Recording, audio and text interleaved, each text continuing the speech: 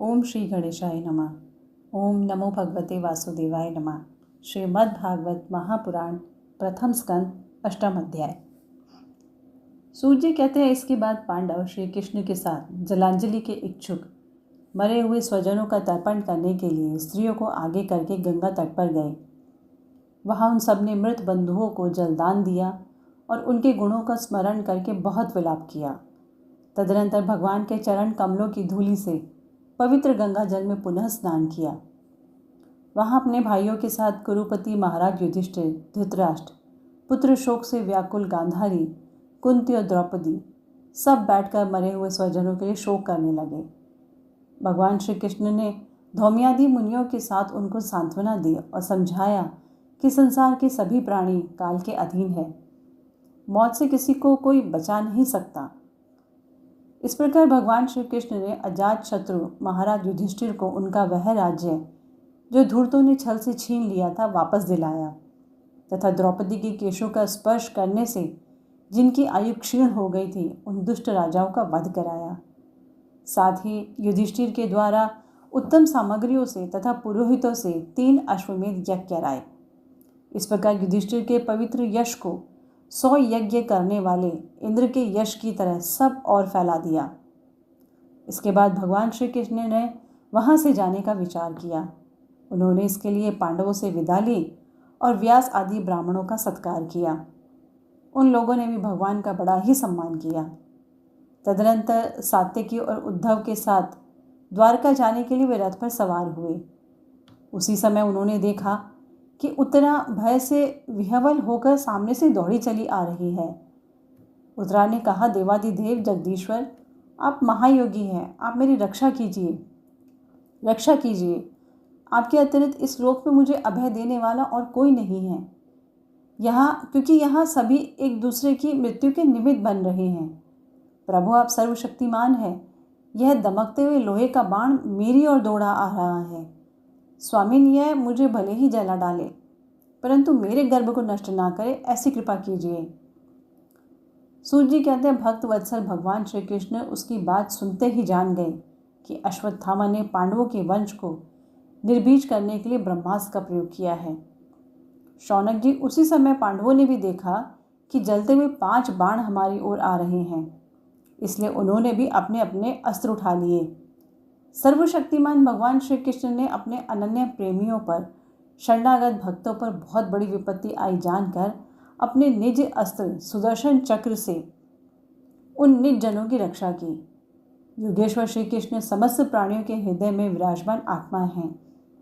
उन्होंने उत्तरा के गर्भ को पांडवों की वंश परंपरा चलाने के लिए अपनी माया के कवच से ढक दिया। शौनक जी, यद्यपि ब्रह्मास्त्र अमोघ है और उसके निवारण का कोई उपाय भी नहीं है, फिर भी भगवान श्री कृष्ण के तेज के सामने वह आकर वहीं शांत हो गया। यह कोई आश्चर्य की बात नहीं समझनी चाहिए, क्योंकि भगवान तो सर्व आश्चर्यमय हैं। वे ही अपनी निज शक्ति माया से स्वयं अजन्मा होकर भी इस संसार की सृष्टि, रक्षा और संहार करते हैं। जब भगवान श्री कृष्ण जाने लगे तब ब्रह्मास्त्र की ज्वाला से मुक्त अपने पुत्रों के और द्रौपदी के साथ सती कुंती ने भगवान श्री कृष्ण की इस प्रकार स्तुति की। कुंती ने कहा, आप समस्त जीवों के बाहर और भीतर एक रस स्थित हैं, फिर भी इंद्रिय वृत्तियों से देखे नहीं जाते, क्योंकि आप प्रकृति से परे आदि पुरुष परमेश्वर हैं। मैं आपको नमस्कार करती हूँ। इंद्रियों से जो कुछ जाना जाता है उसकी तह में आप विद्यमान रहते हैं और अपनी ही माया के पर्दे से अपने को ढके रहते हैं। मैं अबोध नारी, आप अविनाशी पुरुषोत्तम को भला कैसे जान सकती हूँ?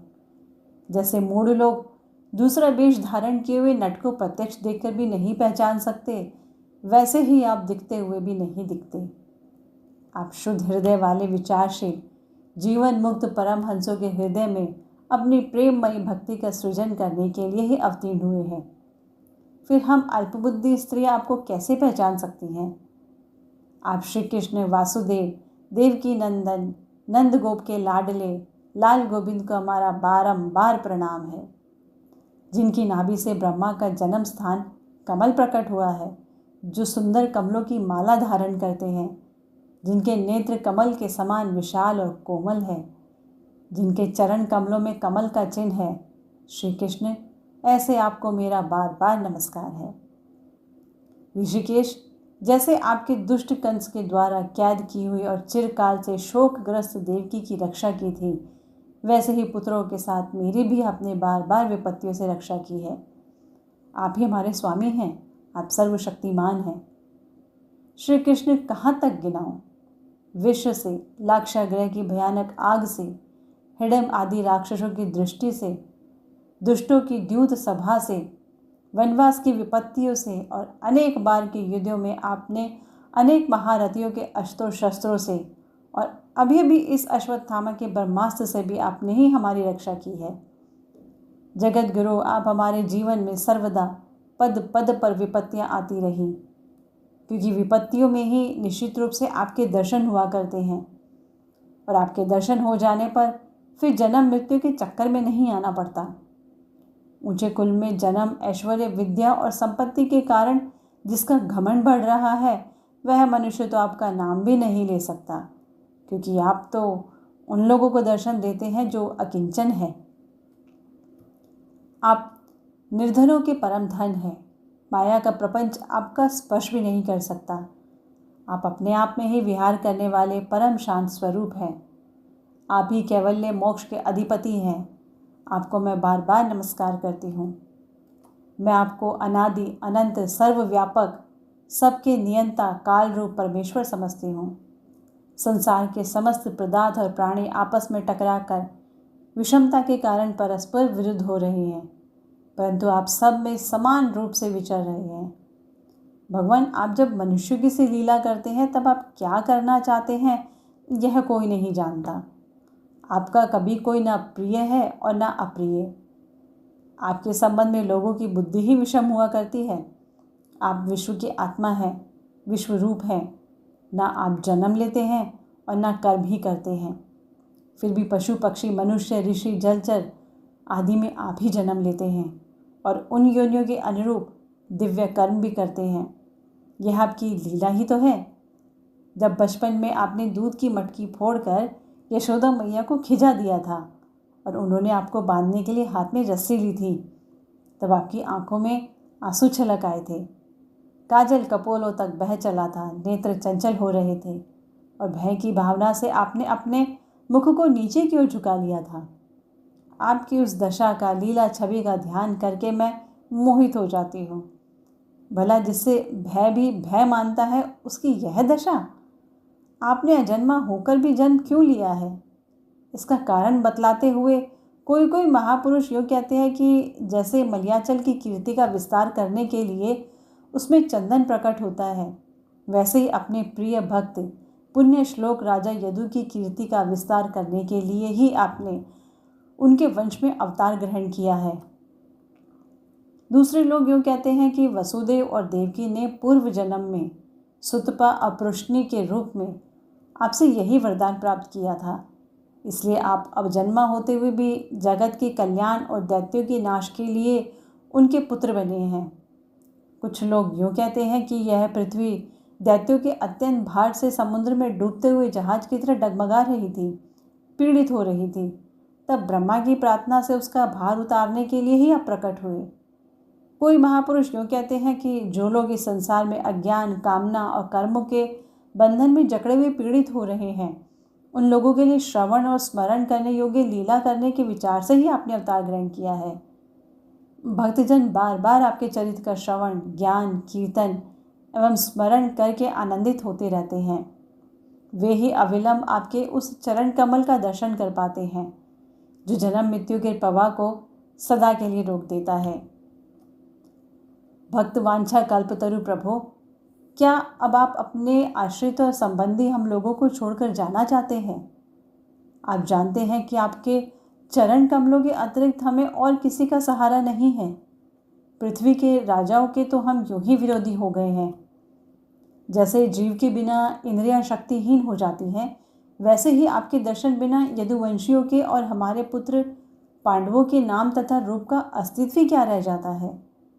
गदाधर, आपके विलक्षण चरण चिन्हों से चिन्हित यह कुरांजंगल देश की भूमि आज जैसी शोभायमान हो रही है, वैसे आपके चले जाने के बाद ना रहेगी। आपकी दृष्टि के प्रभाव से ही यह देश पकी हुई फसल तथा लता वृक्षों से समृद्ध हो रहा है। ये वन, पर्वत, नदी और समुद्र भी आपकी दृष्टि से ही वृद्धि को प्राप्त हो रहे हैं। आप विश्व के स्वामी हैं, विश्व के आत्मा हैं और विश्व रूप हैं। यदुवंशी और पांडवों में मेरी बड़ी ममता हो गई है। आप कृपा करके स्वजनों के साथ जोड़े हुए इस स्नेह की दृढ़ फांसी को काट दीजिए। श्री कृष्ण, जैसे गंगा की अखंड धारा समुद्र में गिरती रहती है, वैसे ही मेरी बुद्धि किसी दूसरी ओर ना जाकर आपसे ही निरंतर प्रेम करती रहे। श्री कृष्ण, अर्जुन के प्यारे सखा, यदुवंश शिरोमणि, आप पृथ्वी के भार रूप राजवेशधारी दैत्यों को जलाने के लिए अग्नि स्वरूप हैं। आपकी शक्ति अनंत है। गोविंद, आपका यह अवतार गौ, ब्राह्मण और देवताओं का दुख मिटाने के लिए ही है। योगेश्वर, चराचर के गुरु भगवान, मैं आपको नमस्कार करती हूँ। सूत जी कहते हैं, इस प्रकार कुंती ने बड़े मधुर शब्दों में भगवान की अधिकांश लीलाओं का वर्णन किया। यह सब सुनकर भगवान श्री कृष्ण अपने माया से उसे मोहित करते हुए से मंद मंद मुस्कुराने लगे। उन्होंने कुंती से कह दिया, अच्छा ठीक है, और रथ के स्थान से वे हस्तिनापुर लौट आए। वहाँ कुंती और सुभद्रा आदि देवियों से विदा लेकर जब वे जाने लगे, तब राजा युधिष्ठिर ने बड़े प्रेम से उन्हें रोक लिया। राजा युधिष्ठिर को अपने भाई बंधुओं के मारे जाने का बड़ा शौक हो रहा था। भगवान की लीला का मर्म जानने वाले व्यास आदि महर्षियों ने और स्वयं अद्भुत चरित्र करने वाले भगवान श्री कृष्ण ने भी अनेकों इतिहास कहकर उन्हें समझाने की बहुत चेष्टा की, परंतु उन्हें सांत्वना ना मिली, उनका शोक ना मिटा। शौनक आदि ऋषियों, धर्मपुत्र राजा युधिष्ठिर को अपने स्वजनों के वध से बड़ी चिंता हुई। वे अविवेक युक्त चित्त से स्नेह और मोह के वश में होकर कहने लगे, भला मुझ दुरात्मा के हृदय में बदमूल हुए इस अज्ञान को तो देखो। मैंने सियार कुत्तों के आहार इस अनात्मा शरीर के लिए अनेक अक्षौहिणी सेना का नाश कर डाला। मैंने बालक, ब्राह्मण, संबंधी, मित्र, चाचा, ताऊ, भाई, बंधु और गुरुजनों से द्रोह किया है। करोड़ों वर्षों से भी नरक से मेरा छुटकारा नहीं हो सकता। यद्यपि शास्त्र का वचन है कि राजा यदि प्रजा का पालन करने के लिए धर्म युद्ध में शत्रुओं को मारे तो उसे पाप नहीं लगता, फिर भी इससे मुझे संतोष नहीं होता। स्त्रियों के पति और भाई बंधुओं को मारने से उनका मेरे द्वारा यहाँ जो अपराध हुआ है, उसका मैं गृहस्थोचित यज्ञ या यज्ञादियों के द्वारा मार्जन करने में समर्थ नहीं हूँ।